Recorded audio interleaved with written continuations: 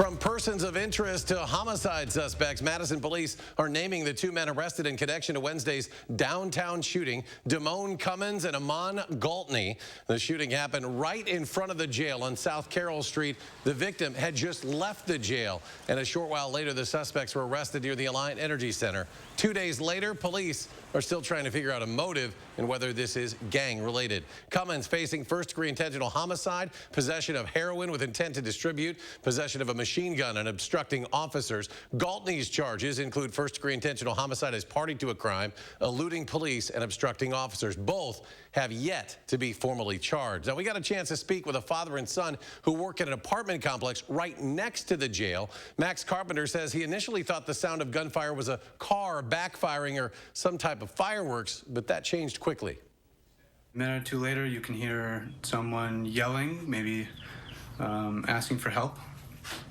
So we walk outside to the front sidewalk here, look up the street, and then the police have already gotten onto the scene and they're, working on somebody. Max's father, Jim, says he's been working next to the Dane County Jail since back in 1990 and had never heard of really any type of crime happening in that area. And tonight we're learning more about the victim. Friends and family held a vigil tonight at the site of the shooting. Our Tahlil Muaddin was there and joins us with more. Tahlil? Family have identified the victim as 31-year-old Dane Lee Collins. He's a man whose mother says wasn't perfect, but was still a good kid who loved to play basketball, make music, and spend time with the people he loved. In downtown Madison, a celebration of life. He was sweet and he was kind and he definitely was a big brother.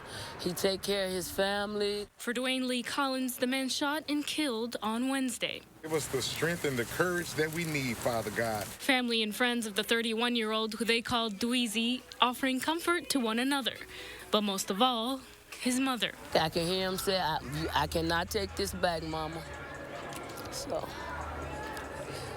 I have to live with it.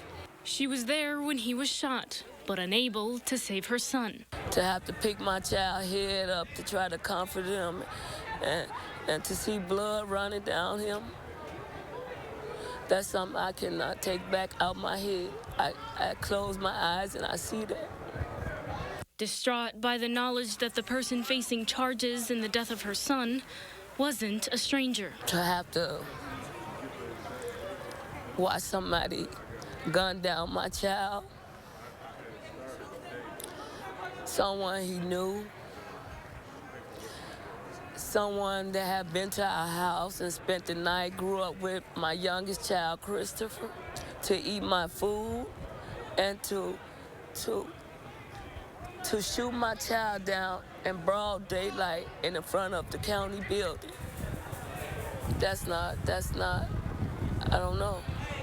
Chilled by the words Dwayne said to her almost a year ago.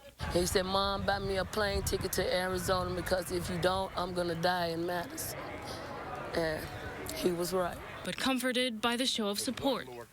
Dozens of balloons carrying a message. I will see you later, Dwayne. I will see you later.